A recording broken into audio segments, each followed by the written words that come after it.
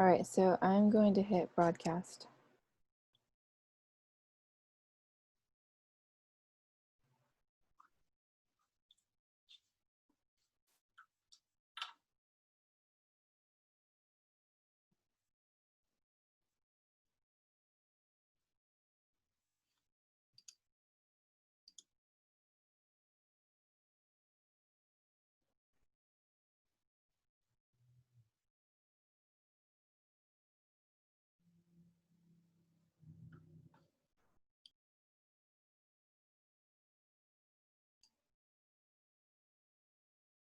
Hello and welcome to UC Santa Cruz, A History of Creativity and Change. This is session 3 and we'll get started in a few moments.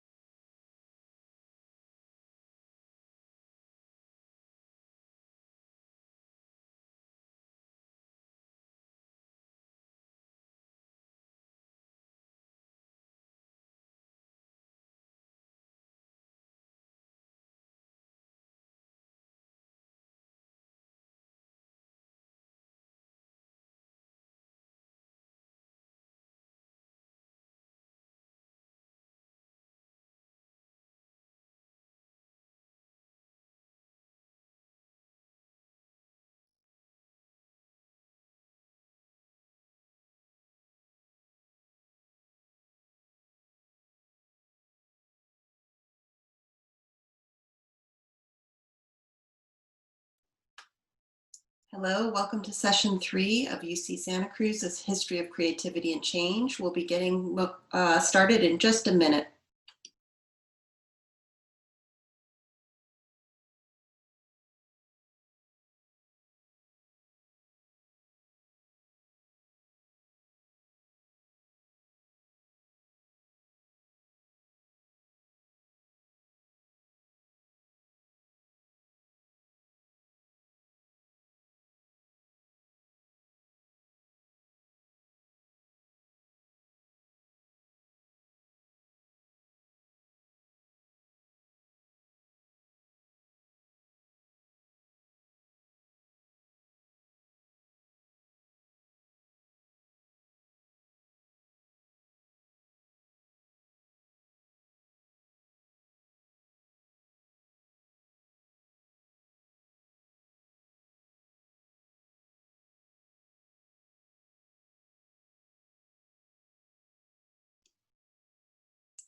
Hello, everybody.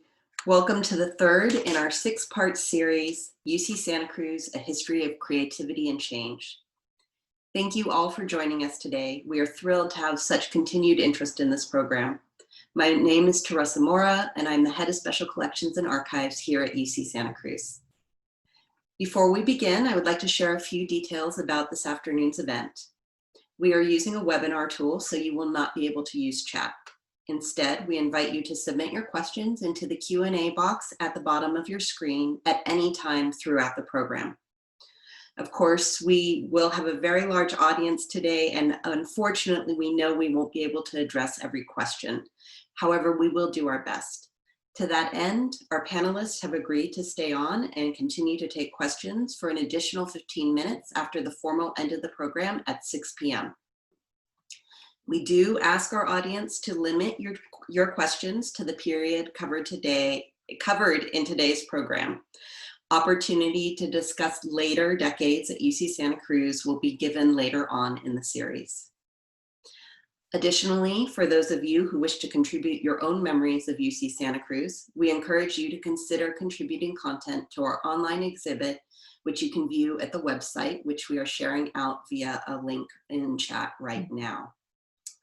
We will be sharing other links throughout the program where you can find more information about both SEEDS and the history of the campus. Please do know that the event is being recorded and that the recording will be made available at a link which we are also sharing via chat right now. The recordings for the previous sessions have already been published at that site. So again, I want to thank you all for joining us this afternoon as we delve into the 1980s at UC Santa Cruz. Welcome back to those of you returning, and welcome to those of you joining us for the first time. We are so eager to share a bit of Seeds of Something Different with you.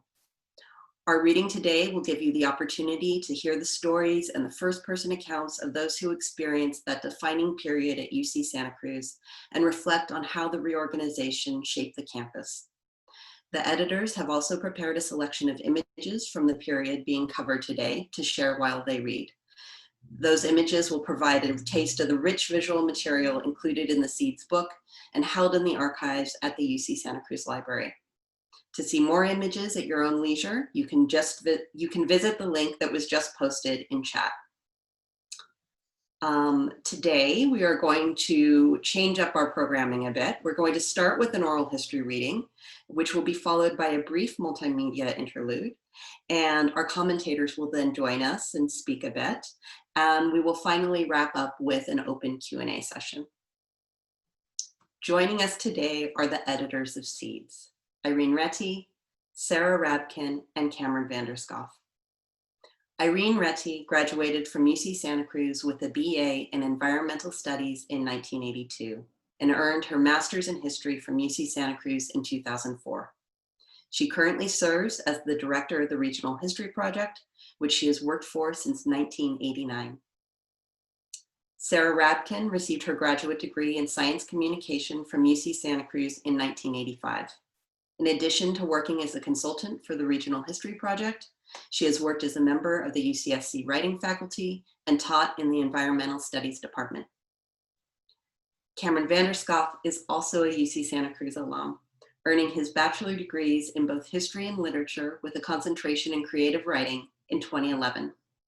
Based in New York, Cameron works as a consulting oral historian. Joining our editors today will be special guest commentators, Professor Bill Domhoff and former Chancellor George Blumenthal. With that, I will turn the program over to Irene. Good afternoon, everybody. Journeying together in our oral history time machine over the last 2 weeks, we have experienced a taste of the first years of the campus during the Vietnam War era and the rising counterculture when the students lived in trailers on the dusty field below the East Field House. And that week we were joined by Professor Ed Landesman and campus architect Frank Swart, who was a student in those years.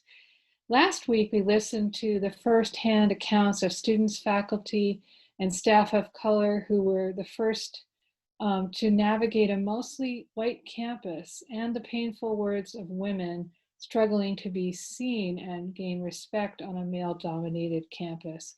We witnessed the beginnings of the multicultural Oaks College and a more diverse UCSC. We were honored to be joined by Professor J. Herman Blake, founding provost of Oaks College, and Professor Olga Nájera Ramirez. At the heart of this series is our 2-volume oral history collection, Seeds of Something Different, which weaves together excerpts from the oral history interviews that the Regional History Project has been collecting since 1963, together with images from the archives at special collections. The book took the 3 of us 5 years to create, and we hope you enjoy reading it. I hear from Bookshop Santa Cruz that Seeds is selling so fast it's very hard to keep in stock. There currently are out of books, but they will have more books early next week. And they are continuing to take orders. So there's no problem with getting a copy, and it is in print. As always, when we do these sessions, we have to focus down this brief little oral history section that we are sharing. We have to focus down to tell a particular story of the time well in these short sessions. But it's only one story of that time. And in the book, you'll find many other stories that we haven't been able to feature in these 6 sessions. So if you're sitting there thinking, gosh, what about the UCSC Farm and Garden or early feminist studies or community studies? We do cover all of those subjects, and we have whole chapters about some of those aspects of the campus in Seeds.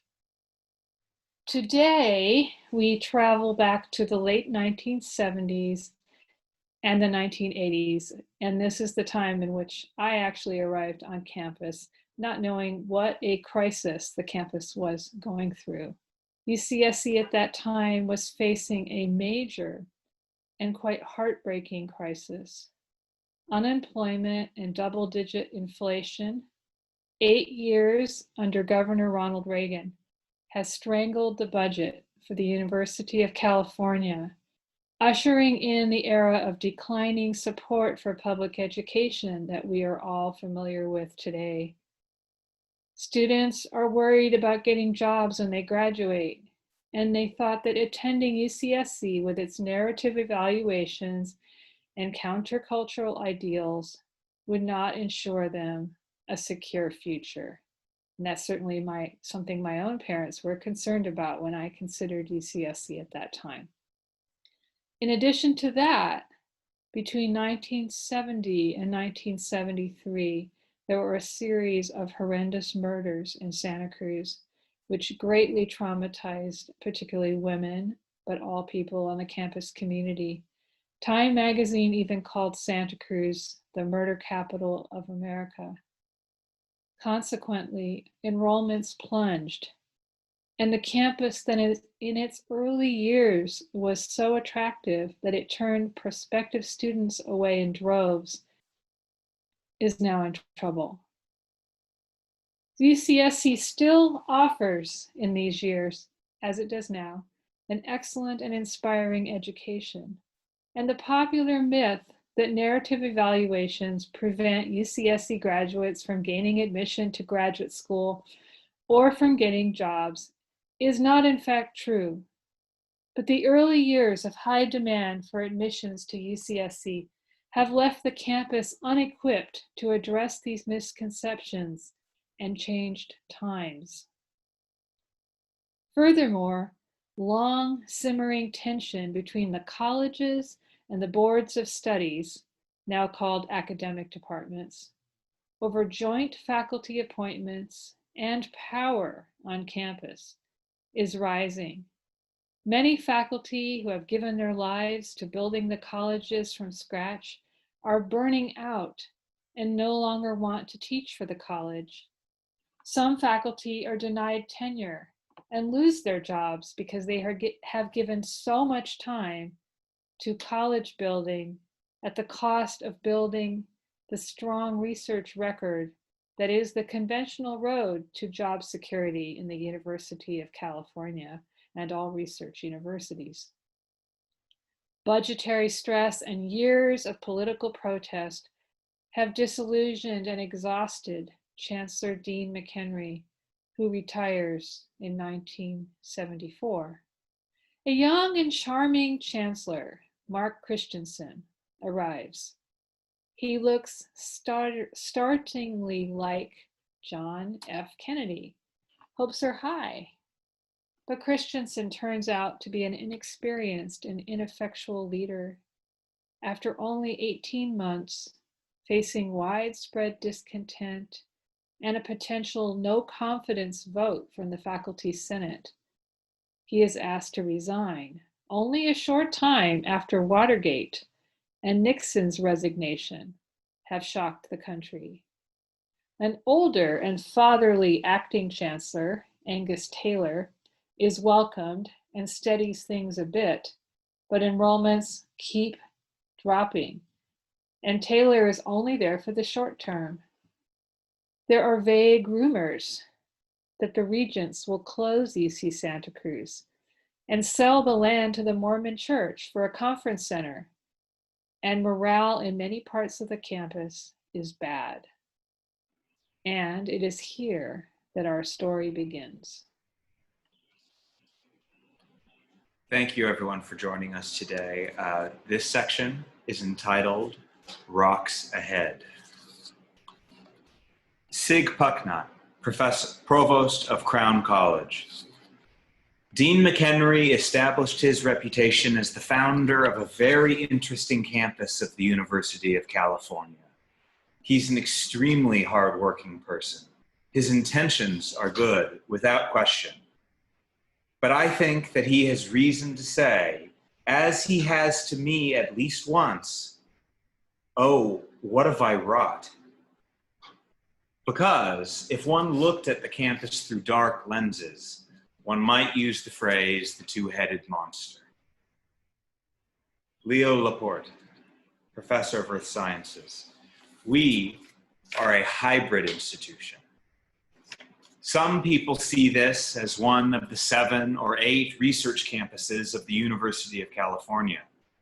And so their model is Caltech, UC Berkeley, and Massachusetts Institute of Technology. But we're also like small liberal arts colleges, Williams, Amherst, Reed, Oberlin. Those things can run at cross purposes. I've seen McHenry use this image. He takes one hand and puts it this way, and he puts the other hand on top of the other. So you have Oberlin on top of Caltech.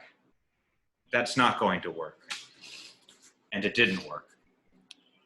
Pavel Machorka, Professor of Psychology and Aesthetic Studies. The price we paid for the college system was a constant undertow of conflict between boards and colleges. Clark Kerr, President of the University of California. There was an inevitable tension between the colleges and the boards. I'm not sure that it got handled in the best way, or that Dean and I ever talked over enough how it would evolve. I don't think we spent enough attention to seeing whether they all fit together.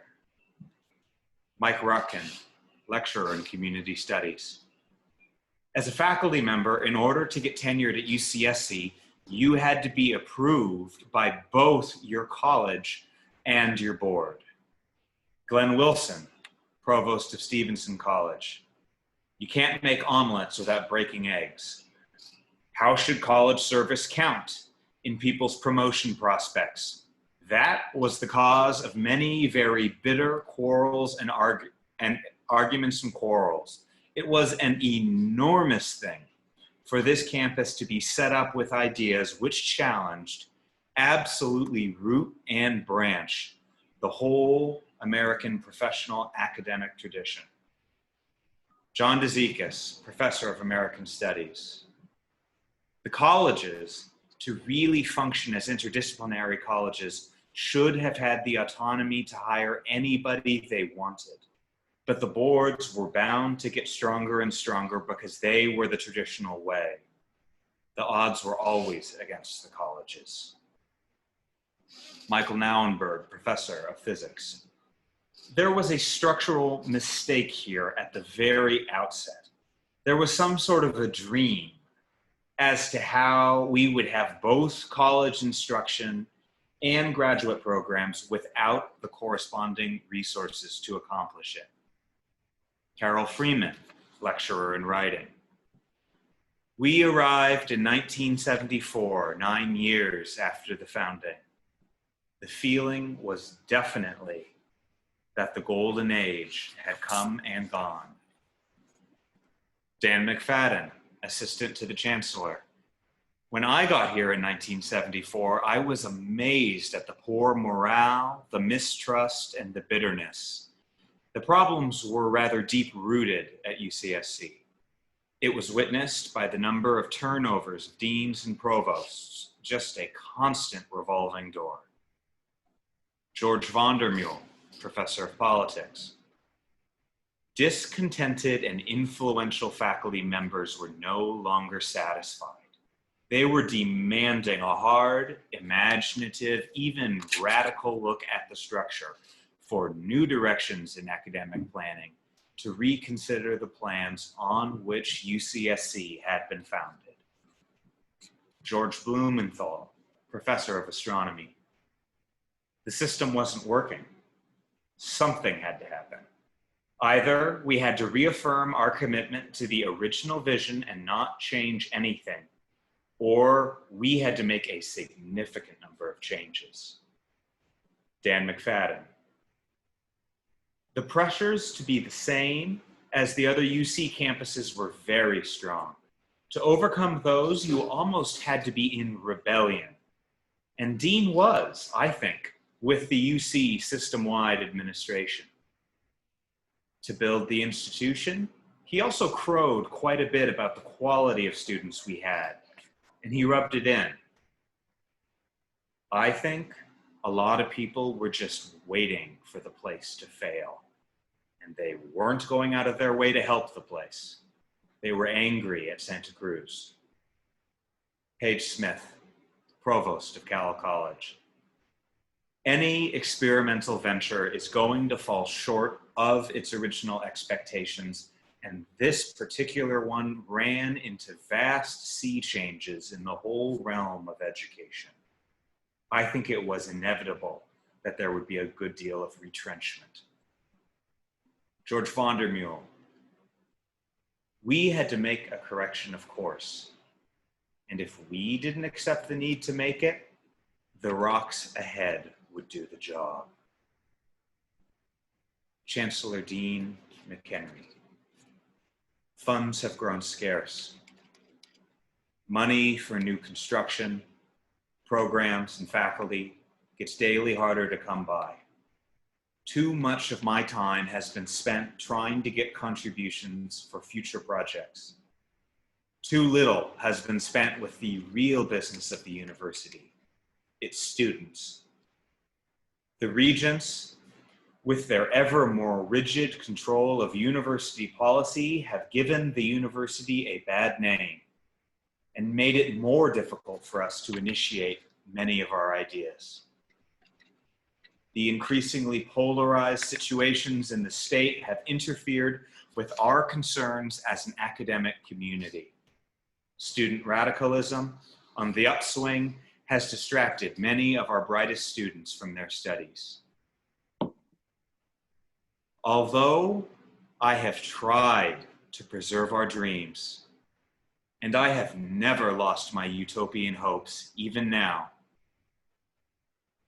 I feel I have largely failed to make them work. We will need new ideas and new people to carry out our goals. Our dream is still possible.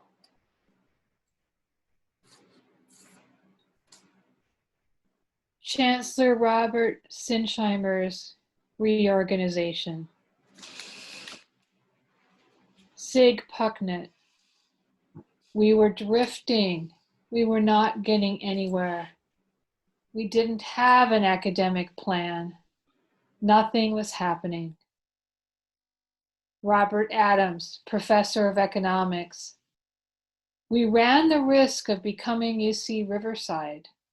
We'd started to have enrollment problems, all kinds of other things, because we'd lost our identity. George Blumenthal. I started hearing rumblings. The applications to UC Santa Cruz, which had been so robust during the 60s, 10 applicants for every opening, suddenly turned around in the early 70s.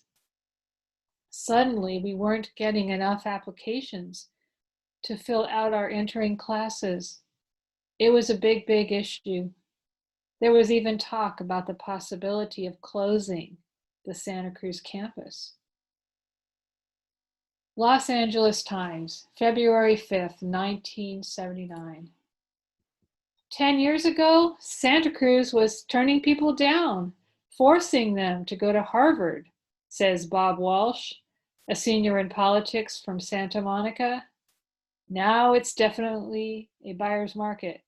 Santa Cruz has the image of a hippie school, a leftover from the 60s, a place where you can feed a deer on the way to class.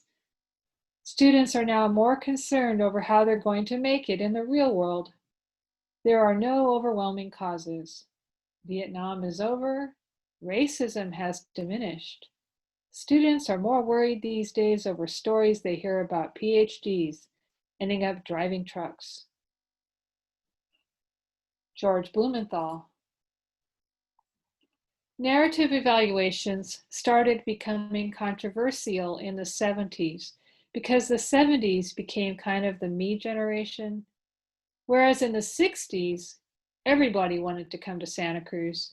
By the 70s, nobody wanted to come to Santa Cruz. Part of the reason was the fear that this would destroy your future. You couldn't get into medical school, the myth went, if you went to Santa Cruz because we didn't give grades. Well, the real evidence was quite to the contrary. Our students did remarkably well getting into things like medical school. But that was the myth that was out there. Ed Landesman, professor of mathematics. When we interviewed Robert Sinsheimer, he was by far the best candidate for Chancellor of UC Santa Cruz. He was likely a candidate for a Nobel Prize for the research he was doing in biology. He arrived, looked at the campus, at the college system, at how the research was proceeding, and he did not find any of it too favorable, especially based on his experience at Caltech, a very traditional college producing top-notch research in science. He saw our research as being weak, and he had the burden of turning things around, or this campus might not survive. Robert Sinsheimer, Chancellor. My education was to be a problem solver. I went to MIT, and one thing you learn at MIT is to solve problems. They give you the impression that all problems are solvable. When I perceived that there was a crucial enrollment problem, I set out to solve it. Michael Cowan, Professor of American Studies. During Sinsheimer's first year at Santa Cruz, he faced a faculty that was highly concerned about the future of the campus, how to solve these enrollment problems, and the turnover in administration. There were some rumors that the campus might be closed down and sold to Mormons, but I don't think many of us took too much stock in that. I think there was a much greater concern that the campus would just limp along for the foreseeable future as a kind of weak sister in the system. Dan McFadden. My doomsday model is that the state comes down along the coast and creates a state park where UCSC is. They changed the sign at the entrance to campus to KOA, Campgrounds of America, and make this another Asilomar. Robert Sinsheimer. I came to realize that in the central UC administration, there was no sympathy for this campus at all. They thought it was an aberration, a mistake, probably doomed to fail. After all, most of the people at central administration are the products of the University of California. They naturally think of a conventional UC as a great place. So why would you want to change it? If it should, for heaven's sake, turn out that Santa Cruz was a great improvement, that would, in a way, diminish the other campuses. To my knowledge, the central administration never seriously considered closing Santa Cruz, but the rumors existed, and the rumors were deadly.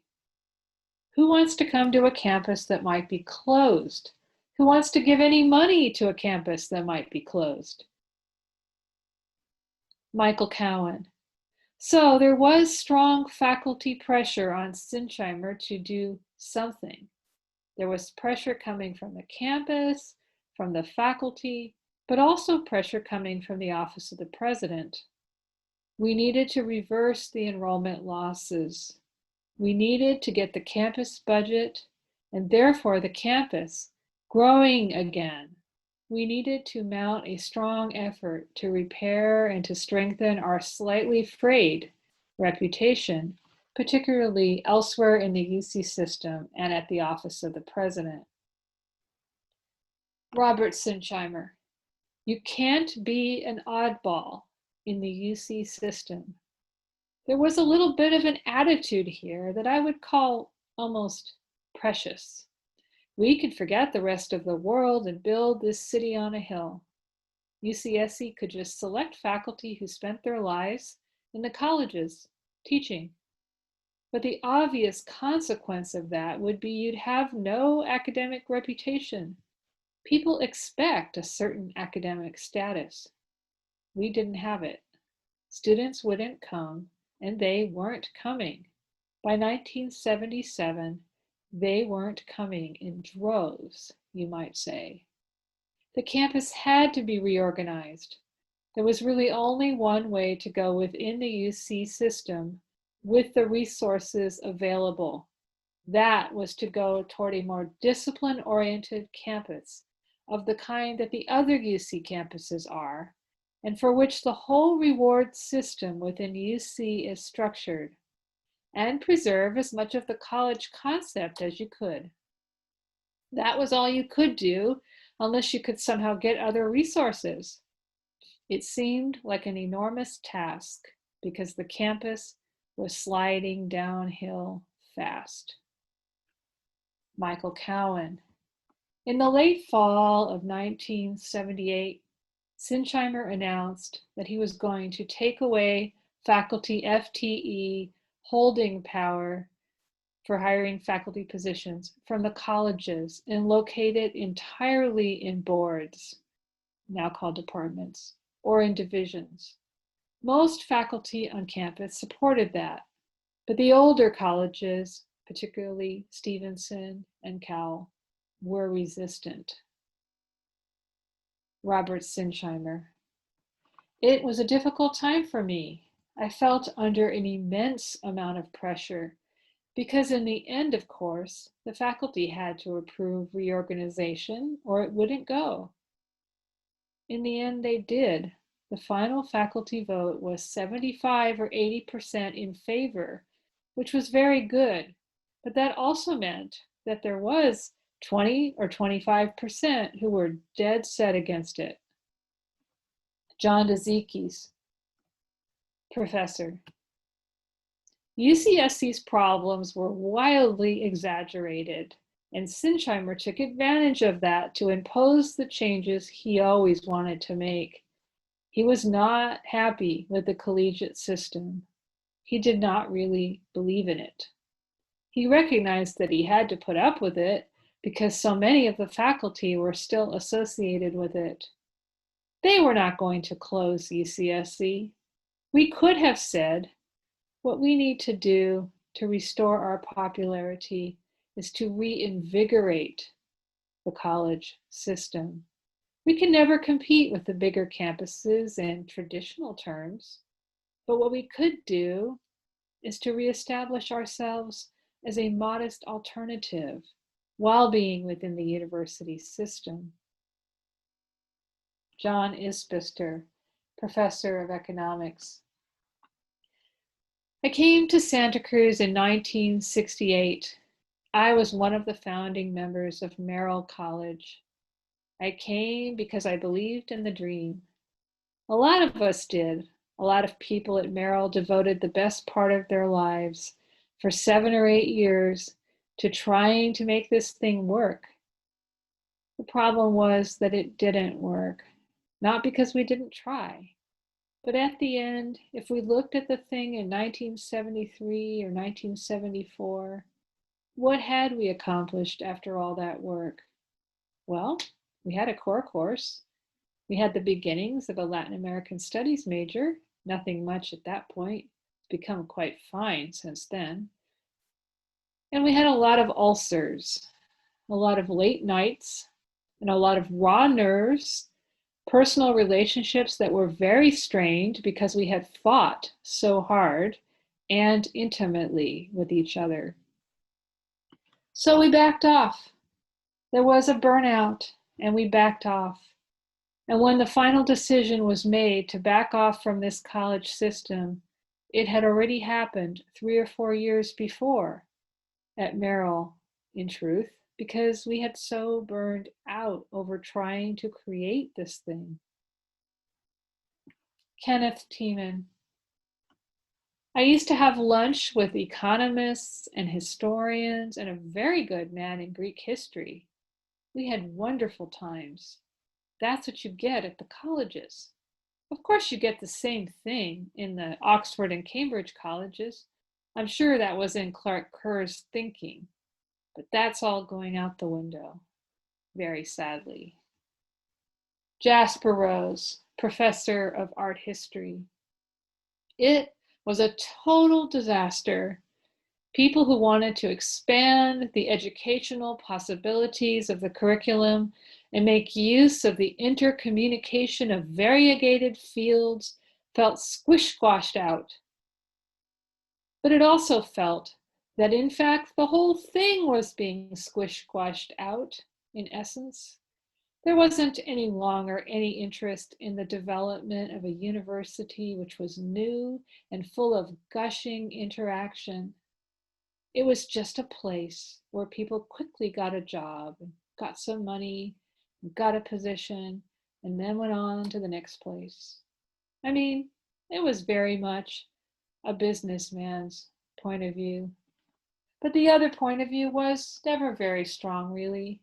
The whole notion of a campus devoted to reorganizing the way in which we looked at education and the way we looked at human beings, and so on, so forth. The prevailing attitude became, no, no, no, that's jejune, that belongs to the 1960s, and it isn't really what we're after. Don Rothman, lecturer in writing. Sinsheimer's announced transformations were breathtaking in their radical foundations, scope, and direct implications for the future of the UCSC faculty. They clearly spelled the end of the college-centered system on which the campus had been founded and the innovative interdisciplinary courses they had engendered, and eliminated the grounds for the continued conflict between colleges and boards that had polarized and paralyzed the campus. Carolyn Martin Shaw, professor of anthropology. I was in the Senate when the reorganization vote passed. I have never, ever heard such thunderous applause, ever, in any other place. Don Rothman. What was equally surprising was how little resistance our new chancellor encountered to his proclaimed reorganization. By this point, a large, if hitherto largely silent majority had lost the enthusiasm its members had once shown for the opportunities the college system had opened up. By now, they seemed ready to side with the chancellor in wishing to jettison the soft courses, the duplicative courses, and the inauthentic majors the college system had spawned. They were no longer willing to bear the burden of dual college board committees, the dubious criteria employed in college personnel proceedings, the strained efforts to give the colleges a nominal thematic identity, and the resultant marginalization and isolation many faculty felt they had experienced as a consequence. Many shared Chancellor Sinsheimer's view that the colleges had not demonstrated that their promotion of interdisciplinary contact had stimulated more imaginative, more widely received, more well-received research. Most of all, perhaps, a substantial majority of the faculty now appeared increasingly eager to get on with the teaching and research projects for which their graduate schools had prepared them. For them, the experimental college system had run its course. William Rose. Sinsheimer represented the power and coercion of the sciences. The founders, like my father, Jasper Rose, were mostly humanists, more concerned with literature, history, art, Renaissance culture. I think that sense of Cal College being ebullient with culture That was what the founders were interested in. They lost all of that with Sinsheimer. Helene Moglin, Dean of Humanities. My impressions of the campus were that it had been wonderfully theorized, wonderfully architected, and that the vision was very inadequate, and that it wasn't surprising that it was undone. There was significant tension between the vision of the colleges as centers of experimental education and the importance, however secondary, of the academic divisions where traditional forms of institutional power resided. I think the tension marked the administration's failure of courage to fully commit to innovation. And that failure of courage was also related to UCSC's intention to be a graduate as well as an undergraduate institution. There needed to be something that looked like departments, even if they weren't called departments, in order to support graduate education, if it was going to be worth anything in the outside world. That was where the conflict was, right from the beginning. Jasper Rose. Robert Sinsheimer was exactly the dear old formal way of running things, which had happened in the 1940s, 1950s, and 1960s. It was a very, very sticky and stuffy and dull way of dealing with things, and I had no place in it. I had no place in it whatsoever. He took one look at me and said, well, there's somebody who I've got to get rid of. Why on earth would I bother myself sticking around a place where there was no interest in students? John Lynch, professor of literature. Reorganization was not done in the most sensitive way. Faculty were yanked from places that they had built themselves, that they had put a lot of themselves into. Ruth Solomon, professor of dance. Everybody got segregated into their little departments. The performing arts building became a little enclave, and we no longer were in proximity with the scientists who were our friends. Those were people that fed me ideas and nurtured my growth. Herman Blake, provost of Oaks College. Reorganization destroyed us. It had a very negative impact in terms of the whole gestalt. Robert Sinsheimer.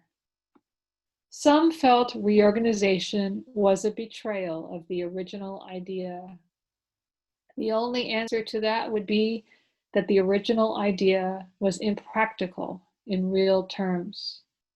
I remember saying at the time, look, you did an experiment. Not every experiment works. All scientists know that. It seems to me that when you do an experiment, you have to evaluate it and see if it works or not. If it didn't work, what do we keep? What do we throw out? But non-scientists don't think that way. Herman Blake, provost of Oaks College. Experiments are expedient.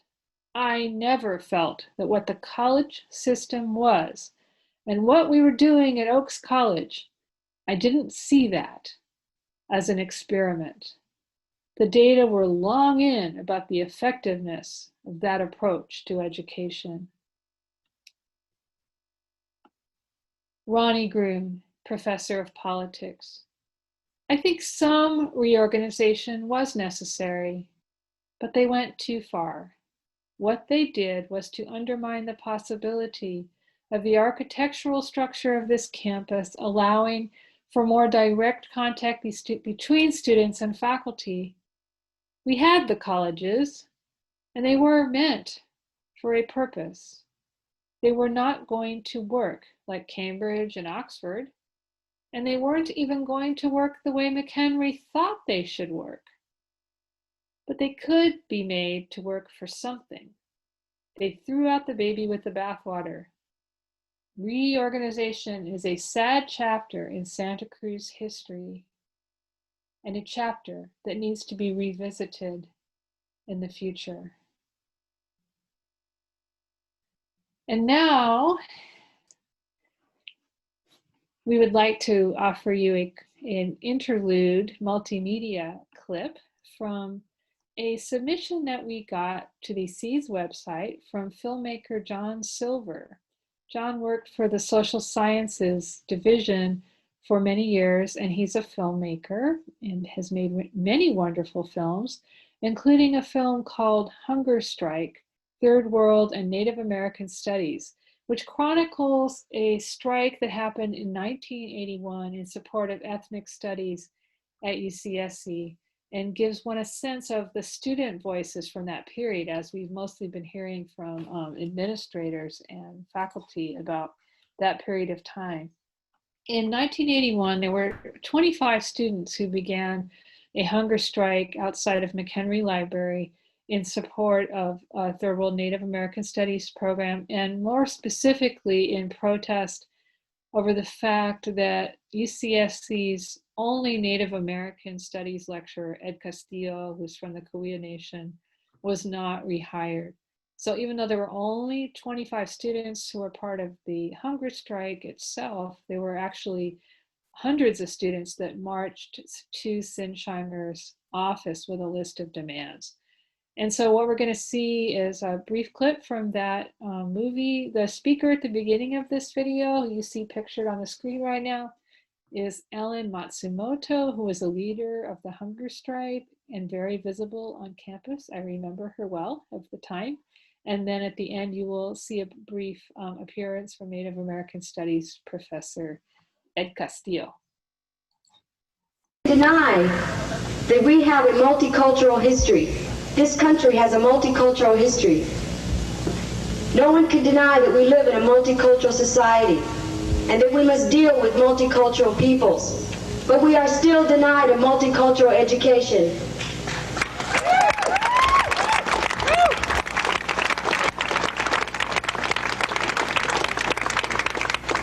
The true history has not been told in our educational systems.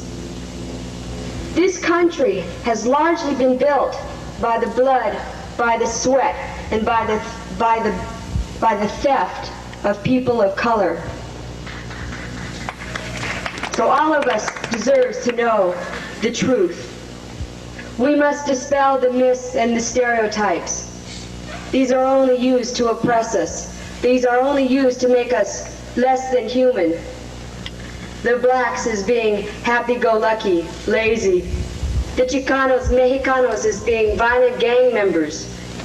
The gays as being sex-craved maniacs who are all after our children. Women, that they belong only in the home. And Asian Pacific people, that they are quiet, passive, submissive. Well, I stand before you now, and I ask you, am I quiet? Yeah. Am I passive? And I'll be damned if I'm going to be submissive.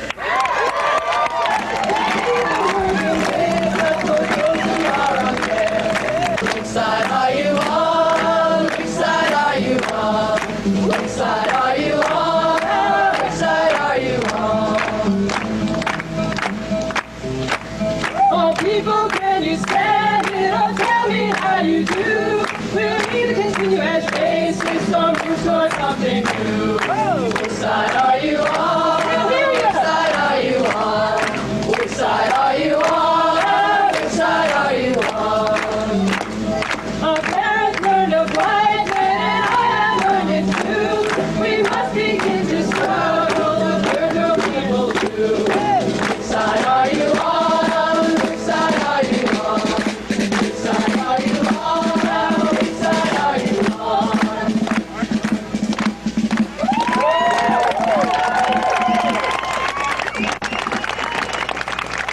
And clearly, this is more than enough evidence to convince the administration that our demands must be seriously considered.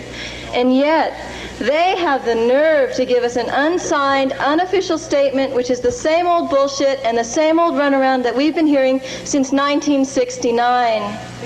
And because of this insensitivity, this insult, and this unwillingness to seriously address our concerns, the Third World and Native American Studies Support Coalition is calling a hunger strike.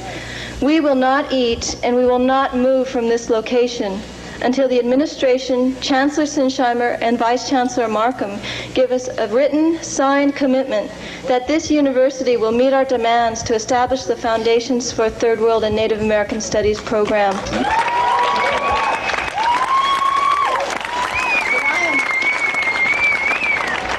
For a year, I've dealt with administrators and continue to deal with them today. Every year we would go all spiffied up and speaking our best English and trying to be as reasonable and middle class as possible when we approach the administration. And we're always told, gee, you know, we really like Indians. You know, you guys are really a likable bunch of people. But, you know, there's just no money for you. And I have heard this all of my life. I've faced racism of every conceivable kind, from the redneck cowboys to the sophisticated administrators and PhDs who poo-poo the idea that Indian people any longer have anything to teach the rest of the world, let alone the people who live in their homeland. The idea that, you know, that place us in a social evolutionary scale where we're at the bottom and Western mass technological societies are at the top. I reject this.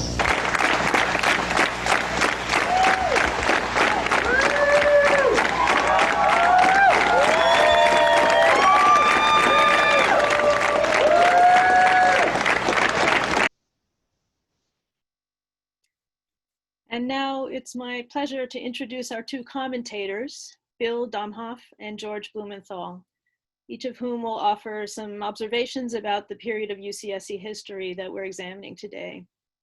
After both commentators have spoken, there will be time for them to respond to your questions. And I should say that while each of our commentators could speak insightfully and at length about a great swath of UCSC history, for this week's discussion, we'll be focusing the Q&A on issues and events particular to the late 70s and the 1980s at UCSC. If you'd like to submit a question for either Bill or George or both of them, please do so via the Q&A button at the bottom of your screen. And if relevant, indicate which commentator your question is for. We'll direct as many of your questions to Bill and George as time allows. If the past 2 weeks' events are any indication, we may have more good questions than we have time for. So if that's the case, we apologize in advance to those whose questions we aren't able to address. But I do encourage you to post your questions so that we can feed them to our commentators. So each of the commentators will have a chance, as I said, to make some brief comments before we dive into questions. And we'll begin with some comments from Bill. G. William Bill Domhoff arrived at UCSC in 1965 as a member of the founding faculty at Cowell College and a professor of sociology and of psychology. A pioneer in the scientific study of dreams, Domhoff is best known as the author of several best-selling sociology books, including Who Rules America? Domhoff served as chair of the Academic Senate in the early 1990s and as Dean of Social Sciences in the mid-1990s. He retired in 1994, but has remained an active scholar researcher. Bill? Thank you so much, Sarah. It's just good to see so many names on the list that are familiar to me. Former undergraduates, former graduate students, early staff friends when we knew faculty and staff knew each other better, fellow retirees, some current faculty, and welcome to people from town as well. I think the readings really capture the tension of that time. There were many tensions that stirs things up for many people. I want to say at the outset, it does not for me for reasons that I will explain. But I want to first of all focus on some general things. First, I'm going to take a look at the grassroots, what it looks like from a faculty perspective. from a young academic's perspective. And then I want to say something about this system, this UC. And thirdly, I want to add the student view to the degree that I know it from my experiences. We were all trained in a specific discipline. The idea was that we were going to make a contribution to that discipline. We wanted to do that, and that's the tension then for many of us within the college system, was to how to teach a general liberal arts course, often where we knew very little, and at the same time do well enough to meet UC standards for tenure, which by the spring of '66, the first year, McHenry made very clear were definitely going to be enforced on this campus. So that was our tension. We wanted to do this research, and we had to get tenure. Now, I said I was not part of this. What happened was I saw this huge stack of books I was going to have to teach for World Civ over 3 quarters, and I just was dumbfounded. I thought, well, I don't know most of those books, I must confess. How am I going to do this? I'm ready to teach any of one of 5 or 6 or 7 psych courses. And what happened was several students came to me and say, we want to have a psych course. We want to have introduction to psych. I kind of swallowed and said, well, it's fine with me if there's enough students, and if Paige Smith wants to do it, I'd be glad to do it. From that day forward, I never taught in the core course, which was the main course that caused so much tension. So I sat through a lot of meetings, heard a lot of arguments, felt a lot of empathy, felt a lot of relief that I was not doing this.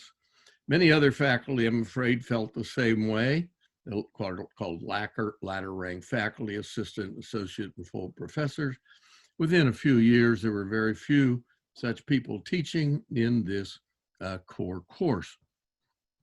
And I might say that at the same time, the college courses that I taught, I had to teach a couple of college courses, were a joy. I taught a course on upper class women with Paige Smith, who had written a book on this. I learned a lot. We had a lot of fun. I taught a course or 2 on dreams with my mentor who had retired out here, Calvin Hall. It was great. We had great students. They got in research projects with Calvin.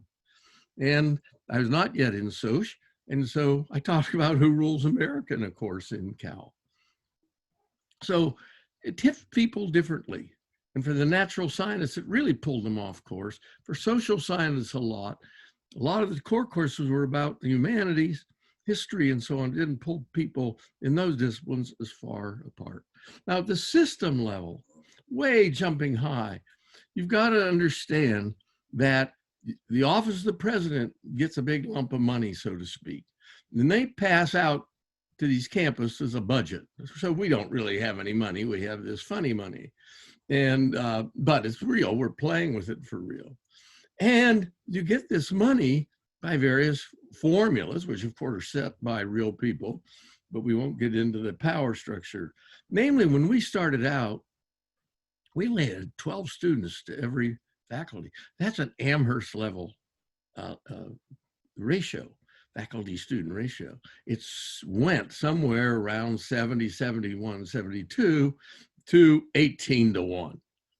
And that starts to put a pressure on the faculty that there's more. Graduate students count more. They count $3. Undergraduate, each one of them counts $1 as far as bringing them to campus.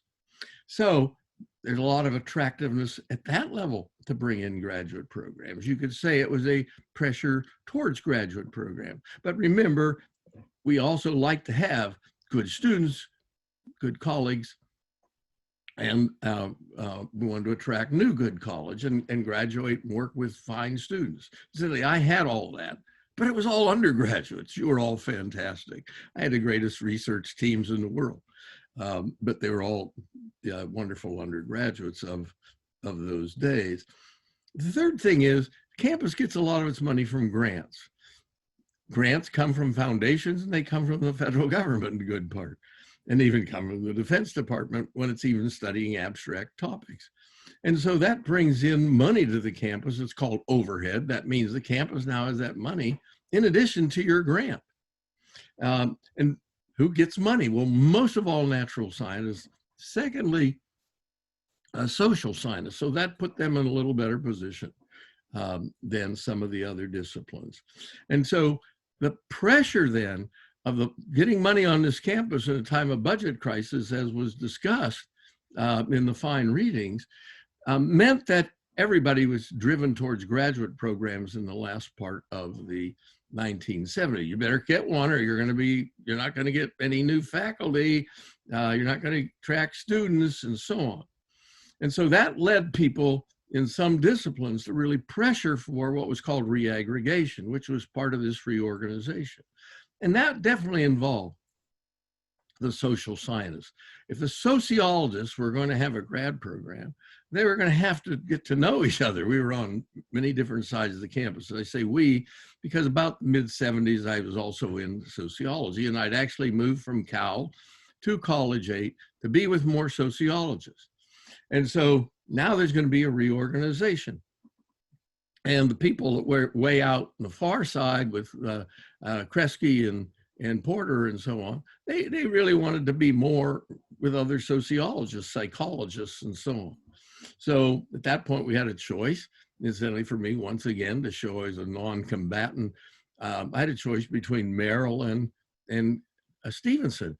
But Stevenson was also where the social psychologists were, as well as sociologists. So no question in my mind, plus a wonderful political scientist that day was in that call. He said, "Bill, this is the best piece of real estate on campus." So you got to remember there was real estate in all of the fights that went on this. Some real estate was wanted, some real estate was not, or it was less attractive in people's minds. So all these tensions did play out that I've just talked about for individual faculty and disciplines, and individuals and disciplines would get in arguments, and so upon the line. And at some extent put the humanities and arts at odds with the social scientists and the natural scientists, but the natural scientists were more together because they tended to have their big buildings on the hill, which they needed. So they weren't as feeling a need to get closer. They also were bringing in more money. So it made for these differences among these disciplines. Let me close my comments by trying to add, to what degree I can, the student view. How do the students view the colleges? There's some survey research the campus did on this from the early 70s. It was not always favorable, and in degree it was favorable. It was not necessarily because of the faculty. First, I want to start with the fact that Cal College had a tremendous halo and image because for its core course, we had the wonderful teacher of it, a man named Bill Hitchcock. And he was really specialized very much in teaching. He wasn't doing a lot of research. He was not, it was trouble for him to get up the ladder. It was painful for him, but he came as an associate professor. But anyway, he was an expert on all kinds of topics, but he wasn't perfect on all topics. And so he'd get nicked at, hey, you've left out this, you left out that. He finally up and one day left for Crown. And then they had a great core course. Stevenson's core course did not necessarily fare so well. And I remember it was quite a hullabaloo, but somewhere 1970-ish, say, all of a sudden the faculty walked in that day, I'm told, and sitting up on the stage, running the show where the students, we're going to change this damn course. So the core course was a source of considerable discontent, even though we idealized the colleges. And polls suggested sometimes students were not always satisfied. To the degree they were satisfied, incidentally, it's not clear fully where it was coming from. That is, they had provosts that were really devoted, still do. When people take that job, they really work at it. They work to make the colleges work in the way that Ronnie Gruen said, and the comments were quoted from her, which said they could have been made to work in interesting kinds of ways. They also had a closer by staff for themselves. That is, the students. It wasn't so depersonalized into one just big central services, as it was called, although we had central services, now on services. And I think the lecturers played an incredible role in making the college experience real for a lot of students, and more and more so, and continue to do so in all kinds of interesting ways. I will close by saying I then in the 80s kind of paid my debt of guilt to the colleges, because when I moved to Stevenson, I taught in the core course for 4 or 5 years, partly because I was the graduate director in Social, and I said to the provost, if you take 2 of my grad students into your core course, I'll put in a graduate student slot, but I'll put one of my grad students in. So I taught in it.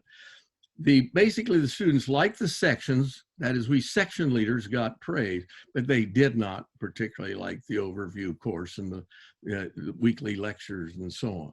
So it's a very mixed bag about the colleges. I think they could work. That's another discussion for another day. Thank you so much. Thank you, Bill. And now we'll hear from George Blumenthal, who was UCSC's 10th chancellor. George joined the campus in 1972 as a member of Oaks College and a professor of astronomy and astrophysics. He chaired the UC Santa Cruz division of the Academic Senate from 2001 to 2003. He served as the faculty representative to the UC Regents from 03 to 05. And he chaired the UC-wide Academic Senate from 2004 to 2005. Blumenthal was named UCSC Chancellor on September 19th, 2007, after serving as acting chancellor for 14 months. He retired in June 2019. He's now the director of the Center for Studies in Higher Education at UC Berkeley. Blumenthal's oral history is forthcoming in 2021 from the Regional History Project. George. Well, thank you so much, Sarah, and really thanks to the entire SEEDS team for putting together the book and this program, which I think is a valuable contribution to the history of the campus. Listening to Bill Domhoff made me realize that between Bill and I, we have more than 100 years of experience at UC Santa Cruz. This, I think, is an interesting program. I pretty much agree with the history that was read earlier by the SEEDS folks. But let me try to put some of it in context and add a little bit of personal experience. I arrived, as you heard, in 1972, and I soon noticed several things about the campus. First, boards of studies already existed, kind of as an avatar for departments. There was a sense that, unlike the earlier days of the campus, disputes between colleges and boards of studies were not being resolved at the highest level of campus. And there were deep divisions within the faculty about the role and the primacy of the colleges and boards. The popularity of the campus, as measured, for example, by applications for admission, had begun to wane. Gone were the days when there were 10 applicants for every opening on the campus. I was fortunate to join Oaks College as a founding fellow not long after I joined the campus. Creating and building a college was an exciting activity and a time-consuming endeavor for the founding faculty. And at UCSC, that mostly meant junior faculty. Indeed, if you tuned in last week, you heard Herman Blake talk about the need to support junior faculty as they took on this work. Building a college meant creating the academic program, teaching the academic program, creating a student service infrastructure, advising students, and designing the physical space. But teaching in the college was a particularly interesting experience. For example, I had the pleasure of teaching a course with a biologist, Victor Rocha, on the origin of life, which we both enjoyed very much. Herman Blake, who was my provost, periodically visited all faculty in their offices. On my first such visit with Herman, he urged me to be frank about my feelings. I was actually quite shy and reserved in those days, believe it or not, but I did express some frustration to him about the dual responsibilities of faculty to a college and to a board, when neither is coordinated with the other. I recall giving examples to Herman of how this affects other junior faculty, and Herman was quite receptive to hearing that and thanked me profusely for being frank with him. The next day he called me up, thanked me again, and asked me to serve on the college executive committee. Of course, I agreed, and I must say I learned a great deal about how a college and university can and should operate by sitting on that committee for the next several years. On campus, as we moved to the mid and late 70s, there was rising discontent on campus. Tenure for junior faculty who had built college programs became a big issue. As Bill talked about, the question was, should UCSC faculty be held to the same research standards as the rest of UC? Based solely upon UC rules, the answer was certainly yes. There were several high-profile cases on campus that were widely discussed, such as that of Paul Lee, who was denied tenure despite many active supporters among senior faculty. Page Smith, who was clearly one of the iconic figures of the campus, was one of those supporters. In fact, Page organized a series of meetings for all junior faculty on campus, both to provide advice and to start changing the culture on the campus. I attended the first of those meetings, but soon dropped out as I didn't think that the tail was likely to wag the dog on the UCSC campus. Within a short time, Smith sadly retired from campus, rather embittered by the new UCSC reality. Many on campus describe the struggle between the colleges and the boards as creative tension, a term I hated just about as much as I hate the term value engineering. The tension seemed to be anything but creative to those who were being stretched in multiple directions. Again, disputes arose between colleges and boards on such issues as hiring and promotion, and they were not resolved well. Another big issue was student advising in the colleges, which was mostly done by faculty in those days, and it was largely a mess. I recall being assigned advisees from art and art history, fields about which I knew absolutely nothing. Finally, at Oaks College, we started doing advising fairs where all of the faculty were in the same room. So we could send students to someone who actually knew what they were talking about, and that was a major advance. And then, of course, boards of studies were split among the colleges. Bill talked about that a little bit. One consequence was that faculty were less familiar with other faculty in their own boards. I recall being shocked at how little some of my college colleagues from the humanities and social sciences knew about the research that their disciplinary colleagues were doing. It was also clear that the financial model of the campus, developed when Pat Brown was governor and Clark Kerr was UC president, would no longer work in the Ronald Reagan, Jerry Brown 1.0 era. And Bill again alluded to that, and I think he was absolutely correct. When Mark Christensen became the chancellor, we all hoped for a new direction for the campus. By that time, we had fewer applications than we had openings. We even instituted a program guaranteeing students admission to Berkeley as a junior if they spent their first 2 years at Santa Cruz. But we had to fill our entering Frosh class by taking students redirected from other UC campuses. Ultimately, Christensen was perceived as failing to lead the campus to a better place. Near the end of his tenure, I remember a faculty senate meeting in which he expressed disappointment with the academic senate that the senate hadn't taken leadership on the future of the colleges. As an attendee, I thought that was the nail in the coffin of Christensen's leadership, which proved to be correct. Things started to change during Angus Taylor's brief leadership, but it was when Bob Sinsheimer took the bull by the horns that the campus really moved and changed. As you heard in the readings, there had been rumors about the system even closing the Santa Cruz campus. I don't know how serious they were, but I do know that at the time, the system was debating whether tenure for faculty is campus-based or system-based. The president wanted it to be campus-based, and the academic senate argued that it was a system-wide tenure. Ultimately, UC President David Saxon retired without resolving that issue.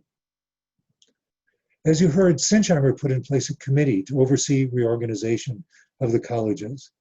By that point, the vast majority of the faculty wanted change, though they may not have agreed on exactly what that change should be. But in the end, the boards of studies were aggregated, so they occupied a single space, often in the colleges. This gave faculty the advantage of being able to easily interact with colleagues and gave majors and graduate students greater access to faculty and a board. Decisions regarding issues such as hiring and tenure were largely left to the boards of studies, which later became known as departments.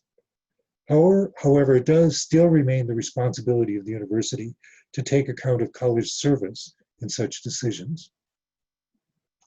The college academic involvement then largely consisted of the core course and student advising, with a few exceptions. It's interesting to contrast our college structure with that of UC San Diego, where the colleges each have their own unique set of general education requirements. Let me remind you that at Santa Cruz, besides the core course, all of the general education requirements are campus-wide. At UC San Diego, their structure has remained relatively stable over the years.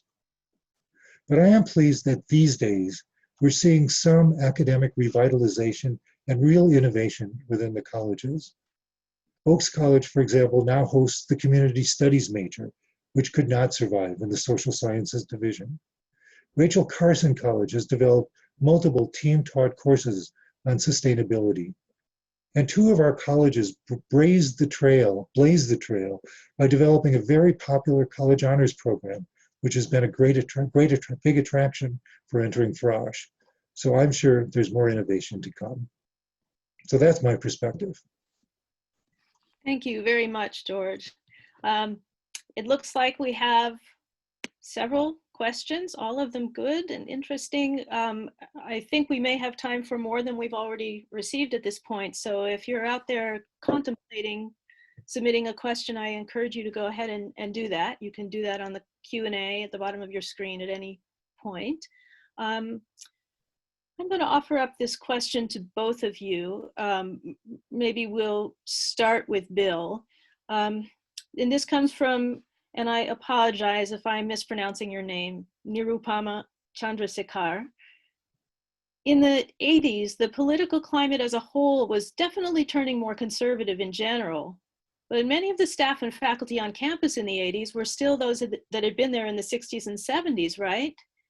Were there attempts made to preserve the utopia among staff and students, even as the structural reorganization of the campus was made more traditional? Or was it seen as a lost hope? Bill, do you want to try tackling that for starters? I don't think that much changed within the faculty itself in terms of the kind of things that the questioner is asking about. That is, I think people kept on their same track. They had their same values. They had their same goals. The tensions within the faculty involved if and how to expand the campus. And there, John Isbister played a key role, and I happen to have been slightly involved, and we did, and especially for affirmative action. Tom Pettigrew in social psych had read the Riot Act to him, and he said, if you try to be elite and keep this in the sense of not taking more students, you're going to definitely not have diversity. And so we tried to build more things on campus. And indeed, George, as our first and maybe only homegrown chancellor, had tried to do this, but we always got stopped by what I would call very strong environmentalists. That was the tension on the campus. So we've never been able to expand as much on the campus as we thought we could in the 80s. People on the faculty and in the town talking about denying us timber permits, going to the land agency, and so on. So that was the real tension within the faculty, was about that kind of growth, which got us into the environmental issues, got us into town gown issues, which both George and I think could have been resolved if we could have expanded more on the campus, but we were trapped. That was our tension, and I was involved in those. by then I had these minor positions within the Senate and so on that would bring me to see these tensions. So that would be my answer. We remained about the same, except for our own fights now over the issue of how to expand. Thank you, Bill. George, do you want to add anything in response to that question? Well, let me just add a little bit to what Bill said. I don't think that the faculty lost the desire for a utopian dream of an ideal university. I think the reality was changing, but also the environment around us was changing, as Bill alluded to. Let me remind you that when I arrived in Santa Cruz in 1972, I would have described the city of Santa Cruz as a remarkably politically conservative place. The congressman representing the area was one of the most conservative members of Congress. The two state legislators from this area were both conservative Republicans, and the city council was dominated by the business interests of Santa Cruz. By the late 70s and early 80s, several things happened. One, the vote, students at the age of 18 got the right to vote, and many students on campus actually voted. So the politics in our local region started to change dramatically, and that was not without a lot of tension and a lot of stress over a period of many years. So as the faculty were thinking about this city on a hill, we were thinking about it also within a changing context of the local community, which was making this transition from being very conservative to being very progressive. Thank you. This question also comes from Niropama. I'm going to go ahead and hand it off to you because it's really somewhat related. Interdisciplinary studies was one of the primary parts of the utopia of UCSC. The idea of creating meaningful research outside of academic silos. These days, it's difficult to support this sort of work, even as it is discussed heavily in academic circles as necessary for innovative and thorough research. In your experiences, what sorts of interdisciplinary work was possible after the reorganization? What made it so much more difficult to do? Just the lack of forced exposure? And I think that means forced exposure to colleagues from outside your own academic discipline. And maybe George, I'll give that one to you for starters. Well, certainly it's true that exposure to colleagues outside of your discipline is a natural prelude to meaningful interdisciplinary work. But I'm a little skeptical about how much of that was really, in the early days of the campus, was really helped by the college experience. Some possibly, but I think UC Santa Cruz still, even after the reorganization of the colleges, has done a remarkably good job of fostering interdisciplinary work. We have a number of units on campus that work across disciplines. One of the prime examples was the Human Genome Project, which was work between two academic divisions, between a biologist and a computer scientist, who created something that was world-changing, namely the first complete human genome. I mean, that's an example of things that you can do. And so I think because of Santa Cruz's size, which is relatively small compared to some of the other campuses, and because of our history of encouraging interdisciplinary work, I think that actually we've done, if you measure it, far better than most of the other UC campuses in fostering that. Perhaps not ideal, perhaps not as much as we should. I'd also mention the campus academic plan, which is specifically designed to foster interdisciplinary work. So I'm actually pretty positive about how that's going. Thank you. Bill? Yeah, I was stumbling a little in my mind about that question. I thought, gee, I don't think it's changed much. And George really reinforced that for me. One of the few programs we had at the start that was very interdisciplinary was the history of consciousness. And I knew some of the people who were involved in that. They were essentially all of a certain philosophic view called phenomenology, but in a variety of disciplines. But the irony is they didn't get along at all, and it was constantly then changing. So history of consciousness, even though it theoretically came out of a couple of colleges, but mostly Cal, really evolved without willy-nilly of the colleges. And I think that is true of the others. When I try to think of people in the social sciences that did interdisciplinary work, it was really driven by the more general spirit of the campus, but also by what was happening in the real world, that is, say, environmentalists. So environmental studies grew and became more impressive. More faculty got involved in it, whether they were from the sociologists. Pretty soon we had environmental people that really knew their stuff from that angle. And at the same time, many more natural scientists were getting involved in environmental studies. So I think that hasn't been an issue because of the colleges. Reorganization didn't hurt that. And I would say that in the last 20 years, where I've just been an observer because I've been retired, it is impressive to me how many interdisciplinary things go on, how much the engineering school works with the natural scientists, indeed how many of the engineering and computer people work with psychology, for instance, and psychology has hired a couple different professors that have since moved over into those schools. And so psychology will get some new people, but those people migrated into that school. That's still going on, and that was always the case.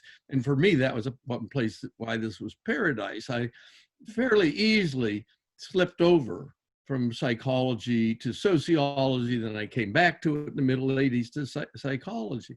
That would have been impossible at any other campus, and one of the ones that I was once thinking of going to, I thought, I'd be trapped in this psychology department. It was huge, oh my God. I felt really, really confined. So that's where the beauty of the campus always was, and the college just didn't have then a big bad impact on that at all. I think Cameron Vanderscoff would like to add a comment.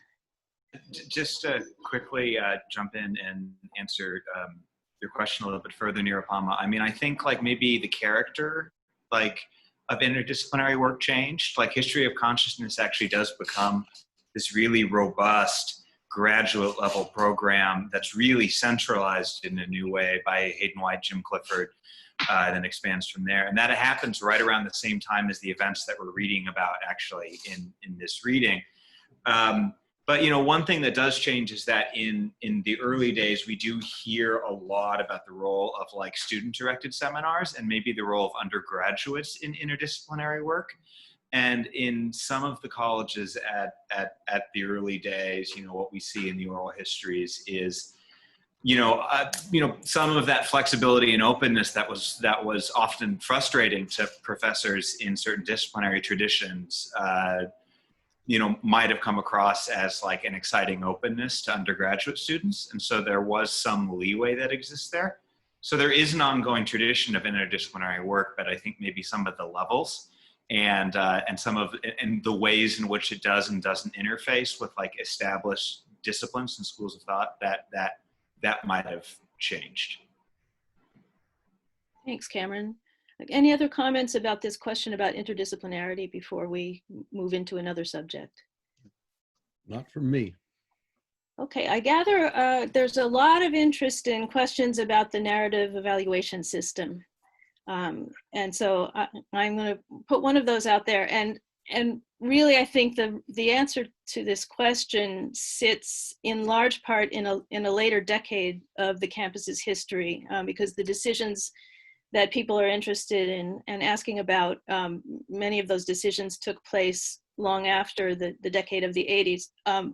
But of course, from the very beginning, there was discussion about this system and the relative merits of narrative evaluations and a traditional grading system. So I'm going to throw you this question from Kelvin Filer, who says, why did they eliminate the pass-fail with written evaluation concept? And I think, in fact, the official terminology was pass no record, so that if you didn't pass a course, it wasn't on your record as a failure, you simply didn't get credit for it. But why did they eliminate that concept? I always thought this was a unique attraction for UCSC. Also, I know that the evaluations were valued by graduate students in giving a broad and expansive perspective of the student's academic standing. Anyway, I always wondered why it was dropped. So of course the actual changes didn't take place until the early 2000s, but there was certainly a lot of discussion even in the 80s about this question. George, would you like to take that one? Sure, I'd be happy to start. I think it's right. I think it was, there was always discussion of the narrative evaluation system. And let me just say from the outset, I liked the narrative evaluation system. From the standpoint of a professor, I thought it was great not to have to make fine-grained decisions about grades. I thought it was great to be able to actually express a little more than could be said in one letter about a student. So I actually was always a fan of the system. But times changed.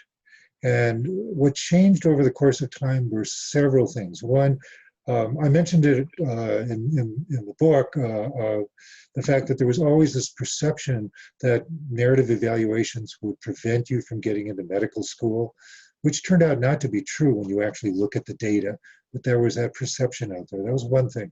Second is how they were actually used. I know that it's true at one law school, namely the one where my wife is a faculty member, that they would take all of the narrative evaluations from Santa Cruz and they would ask a secretary to convert it into a GPA. So they would never read the narratives. They would just look at a number that some staff person had assigned. So there were flaws to the system, but that didn't mean that the system wasn't a good one. It didn't provide meaningful feedback to students. It was also a system that provided meaningful information to people who took the trouble to read them. So it was, I think, a very meritorious system in a number of ways. But a couple of things happened over the course of time. One is, as the campus grew, classes grew. Bill alluded to that earlier. We had more and more large classes where it became much more difficult to write a narrative evaluation. And so a lot of narrative evaluations were sent to the teaching assistants to write rather than faculty members. A lot of narrative evaluations became much more cursory. People would even start writing narratives that said, in a conventional system, this student would have received a B. So that kind of thing started happening. And then another thing that happened, by the time of the late 90s, when this issue came to a head, the faculty had largely turned over. The people who started the campus in the 60s and the 70s were gone, or mostly gone. And what we had were new faculty members who'd come in over the past 10 or 15 years who were not imbued with this culture of narrative evaluations. And so I think the dynamics of the faculty changed. I will tell you that when the faculty decided to institute grades, this was a major decision for the campus that was highly controversial among faculty. It was highly controversial among alumni and students of the campus, most of whom opposed this change. But the faculty ultimately voted in the academic senate, and I remember it so vividly because I became chair of the academic senate on campus the year after that decision was made. So I had all the darts and arrows pointed at me when this actually came to pass. Mm-hmm. Thank you, George. Okay, well, first of all, I was still teaching in the last few years, and I had students that took it for pass, so they can still do that. They've got certain number they can do that. I would make the statement, first of all, and the second thing I want to say is totally agree with George that it was a generational thing. George was a natural scientist. Some people had the image they didn't like the narrative evaluations. George just said he did. He was a fan of the system. So it was the new generation that came in the late 90s. The wonderful thing is, I want to say that a person who had come later in psychology, Barbara Rogoff, outfoxed these antis. And so she made it, she said, well, we should, she did a lot of research and it showed that they have a real success rate, and students really like to have both. That is, have a grade and evaluation, because evaluation you can be, just as George said, you can say, look, this person has really great potential, have them work a little on their writing and so on. And you'll just see it's like a fingerprint in all of their evaluation. So she outfoxed them. The centrists voted to, yeah, we're going to have grades, but the centrists also voted to have narrative evaluation. So they lasted as late as 2010. And then finally the new generation finished them off. But I want to go a little further and maybe tell some tales that now can be told or out of school. First, add a little spice. First, when we first did this, the first year I'll never forget, There were only 30, 35 of us. It was very congenial, good discussion. And it got down to the fact, well, look, yeah, there might be that concern with medical students. We'll make it so they can have grades if they want to in that. So it was flexible. You know what? Some of the people that spoke so fiercely against the Sinsheimer destroyed thing and all, they didn't vote for the final system that first year because it wasn't pure. And we had one guy leave from the natural sciences. He was totally opposed to any evaluation. We had another guy who voted against it. Everybody else voted for it, who was totally opposed to allowing us to have a little bit of grade. The thing was flexible all the time. What sank the system partly, though, and here's where I get out of school. I was on the Committee on Academic Personnel, the key time, and they were piling up. People weren't doing their evaluation. People that love evaluation, they weren't doing them. And so one day, this wonderful dean, Bob Adams, he said, you know what? I'm not moving files forward if they don't have their evaluations in it. And people went crazy. They said, well, you can't stop me from getting a promotion. And so apparently, and this I don't remember, but Bob told me, helping me prepare for today, I was chair cap at the time, and that's the Committee on Academic Personnel. And the vice chancellor came in to try to get us to change and to be against Bob. So we actually loved it. We thought it was great. So I know whose files we sat on to make them do evaluations. And I would say, and I will not name names, you would be surprised at who wasn't doing their evaluation. And it wasn't from usual suspect disciplines and so on. So in that sense, it was flexible. Furthermore, people also adapted really well. In the big classes, they had their graduate students, their TAs do the evaluation. That was good because these TAs had worked closely with these students. So you'd lecture to 300 people, but now somebody that knew them from close in could say, look, here's the potential, or here's this and that. So it kept evolving in a pretty good way, strangely enough. And incidentally, it worked to make people, we're not giving you your raise until you do your evaluation. That worked. And so we were in pretty good shape into the late 90s. And then George's point about generation came on. And then he inherited, all the tensions from those battles. So it wasn't as outward. It was as complex as George said.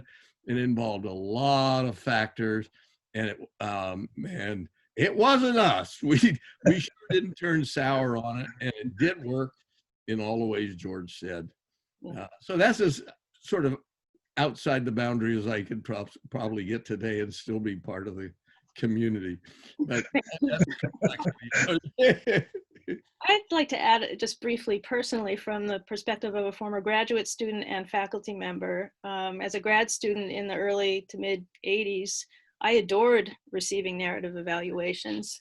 And then when I began teaching in the writing program faculty in 1985, it was very difficult for me to imagine meaningfully assessing students' work as developing writers with letter grades. And we could have a long discussion about all the ways in which it's counterproductive and ineffective to try to do so. But I deeply appreciated being able to give narrative evaluations. And just to add to your comments about the complexity of that situation, at the same time, the process of writing decent narrative evaluations, meaningful ones, was extremely time consuming. And at some point, a few years into my career as a lecturer in the writing program, I did a little math and figured out that I had devoted a year's worth of 40-hour work weeks to writing narrative evaluations. And, that was nowhere near even halfway into my years on the faculty. And, it was killing the amount of time we spent on those things. I still believed in them so deeply that I continued to do them, but it was a contradictory and problematic situation for a lot of faculty members, as you both suggested. So I want to move us to another question, and this one we'll start with George. This comes from one of your fellow former chancellors, Karl Piester. And you'll probably understand this question better than I do. I think it's a little outside my wheelhouse, but Karl Piester asks, did UC administration ever try to work with UCOP, the UC Office of the President, and the Senate to develop instructions for appointment and promotion in the academic personnel manual to address quantity of research and not quality? Well, first of all, hello, Carl. It's nice to hear from you. It's a really good question, and I want to, just before I even try to answer it, mention that Karl Piester led back probably in the 80s, something called the Piester Commission, which looked at academic personnel processes for the whole UC system. And there's, I think, a very interesting report, which I think is still timely today. So Carl's question was that the UC Academic Personnel Manual really values research as a key factor in promotion and tenure for faculty. And his question was, have we ever developed a system in which we can measure quality and quantity separately in an objective way? And I think the answer to that question is largely no. I think that each personnel case that comes up for promotion or tenure, so in some cases the issue is that somebody has been extremely has produced a great amount of research, large amount of research, and then people discuss whether its quality is adequate. There are many cases where the research record is not that great, but people argue about the quality. I mean, it's possible to write one paper, and it could be such a great paper that it can carry you for the rest of your life, in theory at least. But for most mere mortals, we have to make up for the lack of that extreme level of quality with some degree of quantity. But no, there's not an official quantitative measure in the Academic Personnel Manual. The Academic Personnel Manual, I would point out, though, has evolved. And one of the things I'm really pleased was included, and this actually started when I was chair of the System-Wide Senate, it now includes a specific call out to contributions to diversity in both research, in research, teaching, or service as something that's specifically recognized as an important factor in determining promotion for faculty. Thank you. Do you want to add anything to that, Bill? Yeah, I do. Well, first, it's just really great to be on the same program with the two best chancellors. Without question in my mind, that this was brought up for me the other day, and Dean McHenry is third, but he didn't have the flexibility and quite the other qualities that Karl and George have, and the grounded experience that Karl brought here from these other campuses. He was a savior at a key moment. And the same thing I want to say about George, because we were once again in a real situation. And it was the first time we ever got a chancellor from our own campus. It was homegrown, and he'd worked his way all the way up the system. So it's really great. I totally agree with George that it's such a complex mixed judgment. I spent 4 years on CAP, 3 as chair, right after all of the tensions that of the early 80s. And our main job was to try to not be sued and not cause a hullabaloo. And we spent an enormous amount of time being concerned, checking with the Privilege and Tenure Committee and so on to make sure we did right. And so I do think that it's just tremendously hard to just quantify. We tried to already in the 80s say, well, let's count how often they're cited. But if you go in and look at that, half the time they're citing themselves. So, so guy has 80 papers and he's cited his first 79. He's way up there. So it's really, really hard. And plus, at a certain point in a person's career, they have done great things. They're passing on great wisdom to graduate students, and you see the outcome. They're not any longer first author or something, but they've got all these productive students. So then you make a different judgment. So it becomes very, very hard to ever quantify that kind of thing. It's just such a tough judgment to make. And it creates a lot of pain within the faculty, I might say. We have the ability to govern ourselves, but I have seen people never speak to anybody again. And one person I know of who totally withdrew his services from his department because they only made him a professor 1 instead of a professor 2. So there's enormous amount of tension built into the system and into making those judgments. And so anyway, I end up agreeing with George, but boy, it is tough. Thank you. Thank you both. So we're almost out of time. We have time for one more question, and we have a few very specific questions from attendees, all excellent questions, but I think I'm gonna take the liberty now of pulling back the focus a little bit to end with a more big picture question that goes back to the question of reorganization.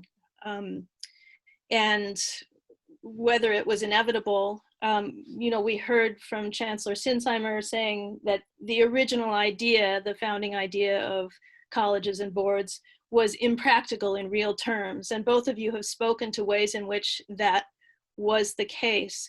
But there's also a thread running through the oral histories in this section of Seeds of Something Different, wherein a number of observers comment, and this includes Clark Kerr and Dean McHenry, in various ways talking about how they may have made a strategic mistake at the beginning, and that it might have been possible had they framed the original structure of the campus somewhat differently and given the colleges more absolute power over hiring and personnel decisions, it might have been possible to retain this very different college-based system within the larger UC system, if not indefinitely, at least for a much longer time. And I wonder if either or both of you would like to speak to that, because it's certainly a perspective that many people have voiced. George, why don't we start with you? Sure. I think that there are alternatives that could have been tried. I'm very skeptical that if the colleges had been made predominant from the beginning, that that the system would have prevailed. It would have saved some money. It might have made it more financially feasible. But I think that inevitably what would have been affected would have been the academic reputation of the campus. And I think that there was no future in having Santa Cruz be regarded as I think Bill described it as the weak sister of the campus, of the system. I think that that was a recipe for disaster. So I don't think that that's a model that could have survived long. I could be wrong, but it would have required a long-term commitment from the UC system to support a very different kind of campus. And our system is not one that readily does that. I do think, though, that there might have been other alternatives to what we did. And again, that's the reason I mentioned UC San Diego, because I thought that the fact that they set up a college system which has been stable, which has different graduation requirements from each college, and different themes for each college, is one that has worked. And if you add on to that the different core courses of the Santa Cruz campus, I think a collegiate structure could have been made that might have been more innovative from the beginning and might have allowed more possibilities. So I think that there were paths that not taken that we might have considered taking. But I also think at the time that was really hard to think about. The tension was so much colleges versus boards of studies that it just felt like an either-or question. And that wasn't the kind of environment that really encouraged creativity. Yeah, thank you. I agree totally. My take on it was that pretty quickly that I said at the start, I said, look, I wanted to be able to do research in psychology. I want to make, quotes, advancements in sociology. Most of the people on the campus felt that way. So college structure wouldn't work if it was dominant. But I came to ways here I want to support George's point about the atmosphere made it possible to have the kind of changes that Michael Cowan or that Ronnie Gruen alluded to, where could have we flexed and done it differently? And we couldn't because of the tensions George said. And I want to give you 2 examples. I got into this partly because of guilt in the late 80s. And I put forth some suggestions through the Senate. And we put a committee out there. Now we went too far because we talked about requiring a course. But here's something simple.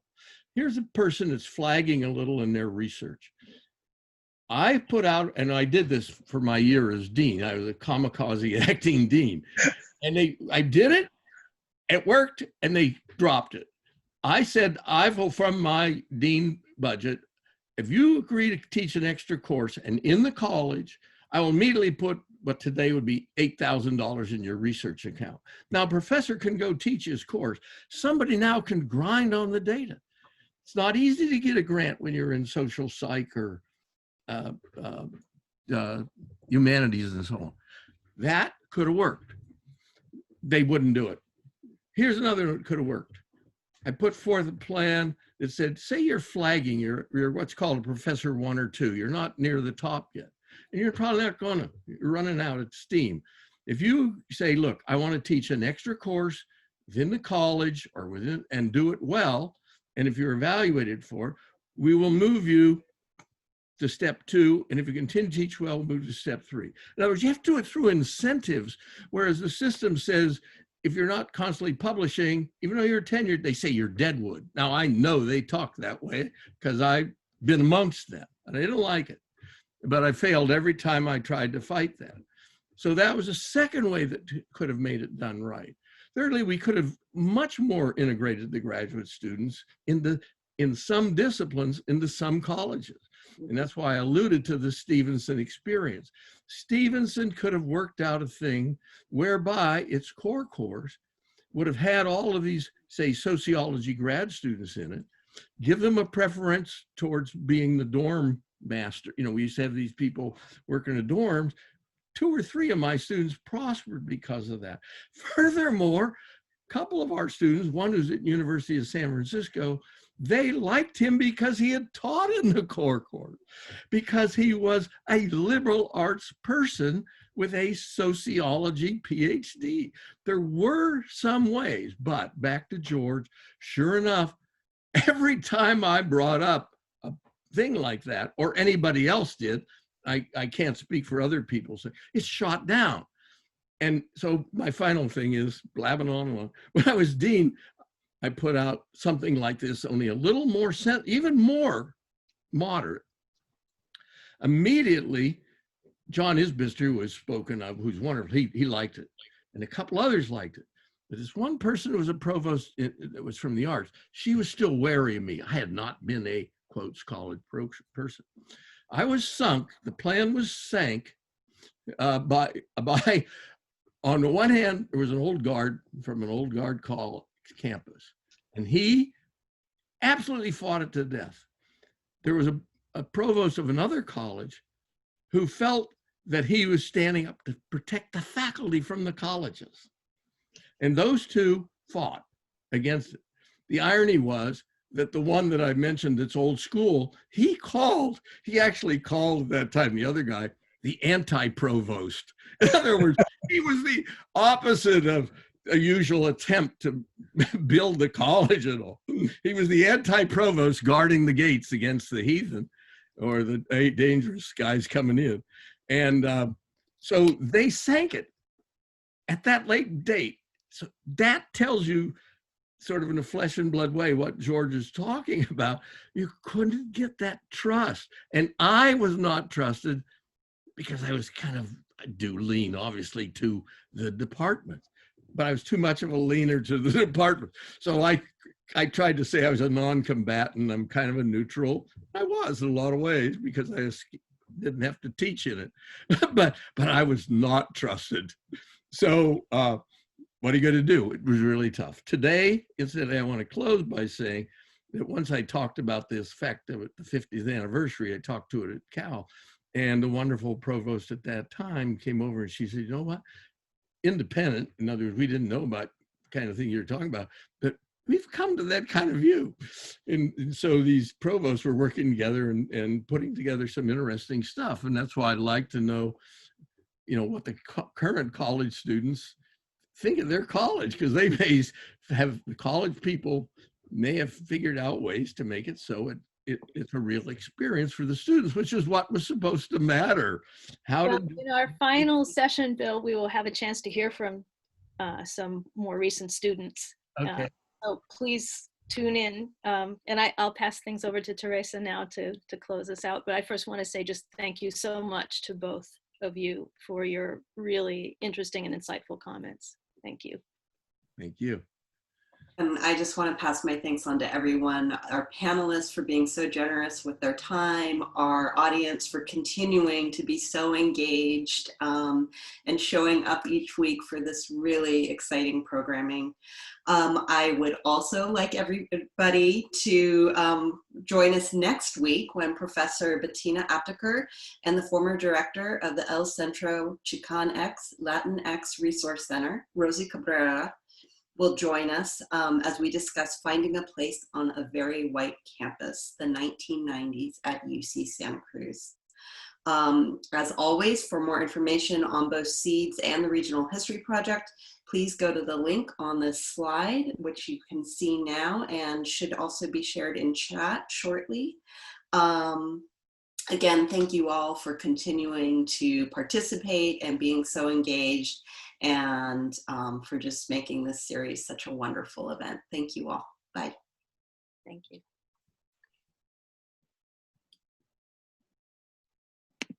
Are we gone?